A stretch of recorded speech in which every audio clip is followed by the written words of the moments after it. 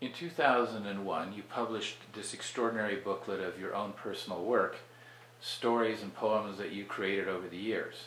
How did it come about to become a booklet? Because the English teacher at Kersey High School, hired by my husband, who was principal of high school, said she'd help me fix one. We were going to have one so we could sell it at the convention, the German-Russian convention in Denver. Oh, now, the German-Russian convention is something that happens every year, every 5 years? How did that come about? I think it's every year they have it. I see. And when you went to the convention, it was a gathering of German, Russian, Americans from all over the United States? Colorado. Oh, from Colorado. Okay. Well, I think there were some other states too, you know. Right. And this was a collection of people with German, Russian ancestry. That's right. And you, of course, have extraordinary German, Russian Oh, history. I'm just strictly that. I'm not a Russian, but I'm pure German. Right. But my dad was a Russian citizen. Oh, he was? Yes. Okay. And then your parents came to the United States when? I think it was between 1916 and 1917. In the worst of times in Russia. Yes. They were escaping Lenin's tyranny. Right. And my dad came here. He was 18 years old. And I think I got the date wrong there, about 1918. I think that's when they got married. Okay. It was a little before then that they came. So your parents had already met, and they were already married in Russia, or they came? Oh, no. They met here. Oh, no. My dad left his girlfriend back in Russia and came here to the United States. And he got a job working at Eaton at a farm. And how he met my mother was he was feeding cattle, and they had their feed bins along the road. And she happened to come along with her horse and buggy, and they met. And my mother was born in Denver. She was a naturalized citizen. But you know, she lost her citizenship when she married my father because he was a foreigner. That was the law then. Well, explain that. She had been born in the United States. She was born in the United States, and she by was Russian parents. Yes, German parents. Yes. And my dad, he had to take naturalization papers out. But since she was American born and she married a at the time it was the law. Yeah. If you married a foreigner, citizenship was taken away. Your American citizenship was taken away. Yeah. How strange. And she later had to become naturalized just like my dad, even though she was born here in America. That was the law. I'd not heard of that. Nobody's heard that. They can't Right. believe that. That's, yeah. So then when he became naturalized, she did at the same time, or did they do it separately? Yeah. No. One after the other? See, they got married.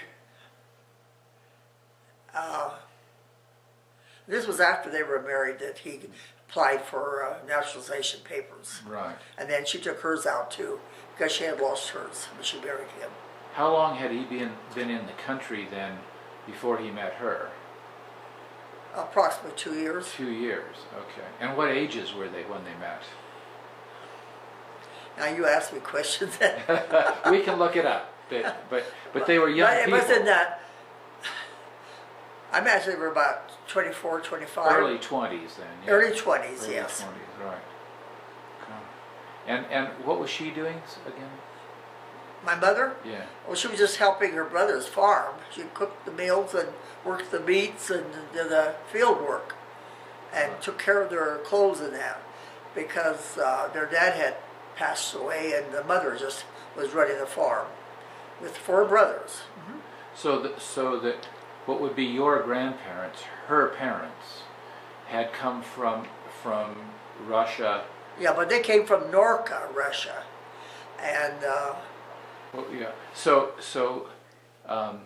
your grandparents on your mother's side were immigrants from Russia, Right. and they had set up a farm. No, they had settled in Denver. That's where she was born. It was called Globeville. It was a German settlement. That's where she was born. Which is sort of near Commerce City. Yeah, that's Yeah. right. And then they moved to Eaton, where they started farming and got a farm. Yeah. So traditionally in the family, they had been farmers. Their ancestors were farmers. They were all farmers. All farmers. So that's when they knew when they came to Colorado. Yes. That was the profession they already had to. That's right. To earn a living. Yeah. Okay. So that takes up to the time when you were born, which takes us to Windsor, right? I was born in Windsor on the first Labor Day celebration in Colorado, September 1st, 1921. And I'm as old as the first two paved streets in Windsor. The night they opened those streets for the first Labor Day dance is the night I was born. And I always told my mother, I said, those streets have been repaired since, and I'm in need of repair. And she'd say to me, well, who do you think had Labor Day that day? I did. It truly was Labor Day for her. Yes. My mother had a sense of humor. She was a great woman. Well, you Yeah. inherited it. And with that, you wrote poems. You've written poems your whole life, I presume. No. In school, I wasn't interested in poetry. No? No, I started working for the government, for Farm Security Administration. And then later I took a job with Public Health Service. Mm-hmm. And there was, well, my boss, he was the chief of the station. And he loved to, he was quite a punster. And when inter-office memos went around, he always had a cute little pun. And I retaliated by writing little jingles. That's how I started writing poetry. That was the start of my poetry writing. And then I was asked to write for parties and for special occasions, and that's how and then somebody heard that, and then I was invited to join the Greeley Poetry Club. And that's where I really started writing. The Greeley Poetry Club, okay. Mm-hmm. And so that was once a month? Yeah, once a month, yeah. Okay, and you would meet with other people who were also writing poetry? Anybody who wanted to could join, yes. Right. I really enjoyed that. And so that's what led you to collect some poetry that you created. It was different occasions, but they gave us assignments at the Poetry Club. We had to write, they give us certain assignments, write a poem about this, and that's where I got my ideas, yeah. I see. So everything you wrote in this book is from personal experience. That's right. Right. And it spans a period of all the times that you remember about Weld County and Windsor and Greeley and all the places that we all know here. I want to tell you an interesting fact. Did you know that Windsor was the first town in Weld County to have paved streets? We beat Greeley? Yeah. What's also interesting about Windsor Main Street is there because it was the main trail for the Overland Trail. Yes, that's what you said. I didn't even know that. Yeah. It did. It came from the Latham stage stop in Greeley, which, as we sit here on 8th Avenue or just off it, the Latham stage stop was about 1.5 miles to the east, and Windsor being 12 miles behind us. That stage route probably came within 100 yards of where we sit now, because it was a way to get across from Missouri or wherever you were coming from the east and going to California. Good old days. Good old days. It was hard travel. Oh yes. Oh, it was hard. I can imagine. The accounts of people who didn't make it along Oh the trail, yes. Oh who yes. succumbed to one ailment, or they got kicked by a horse, and people died from the simplest things because there was no way to provide even the most basic medical treatment. No. But it was a big movement. It was a huge movement. But by the time the Overland Trail got established, was about late 1850s or 1860s. On page 20, you wrote a poem, and this poem was about hard work. About beat working. About beat working. Can you? I started out early, about 6 years old. Mm-hmm. You crawled behind a person who had a hoe.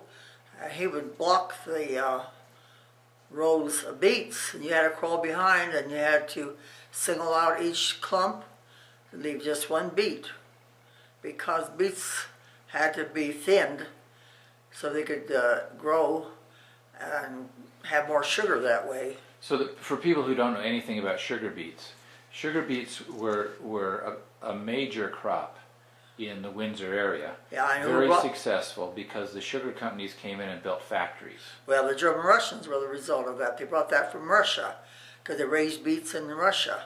Uh-huh. Right. And beets are one source of getting actual sugar. That's right. That was the whole purpose. And then after they processed the beets, they had what they call pulp. Mm-hmm. And they fed that to cattle. So that was an awful smelling thing. But when they had beets, in days past, the beet seed would grow multiple plants. Yes, that's why. And the problem was that if they were too close together, that's right, the beets wouldn't get big enough. No, They'd that's be right. a lot of small beets instead of large beets. They wouldn't have the sugar that they needed. Right. And there was no other way to what they called beet thinning.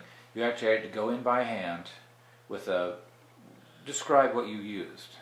We used a hoe, and they chopped them, blocked them, and then we. Some used to thin beets without gloves, but we had canvas gloves we wore. Did you have long-handled hoes or short-handled hoes? Some worked with short ones, but most of them were long.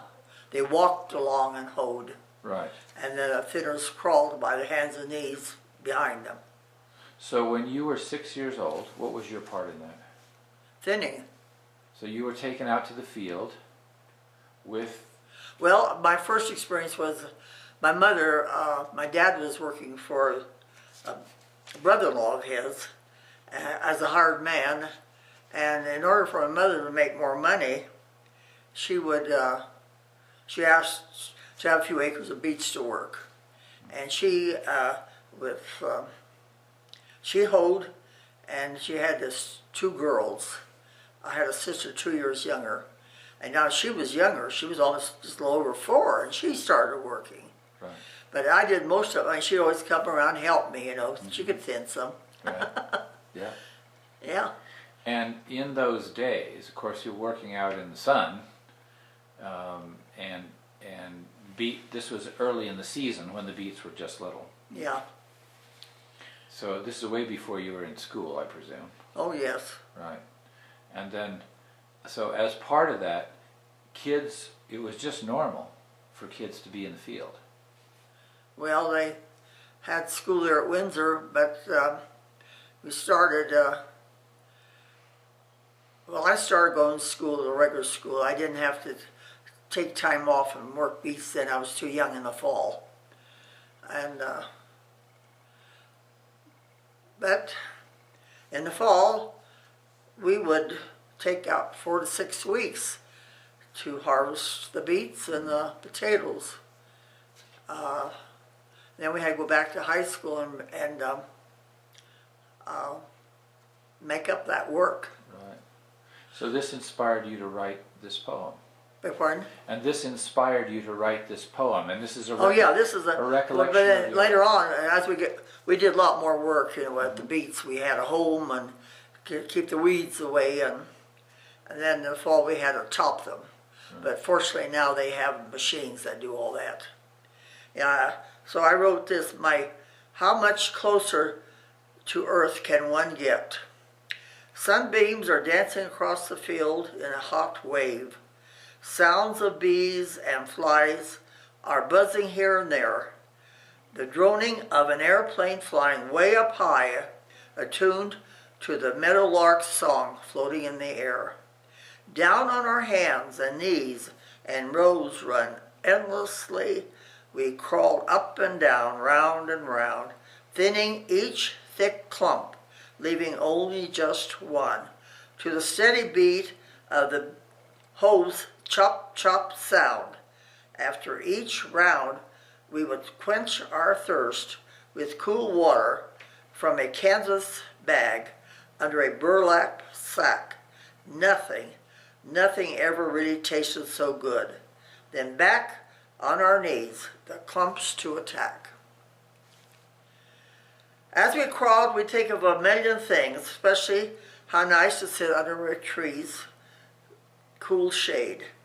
We'd think of friends going to the mountains or swimming, and here we were in the heat. They really had it made.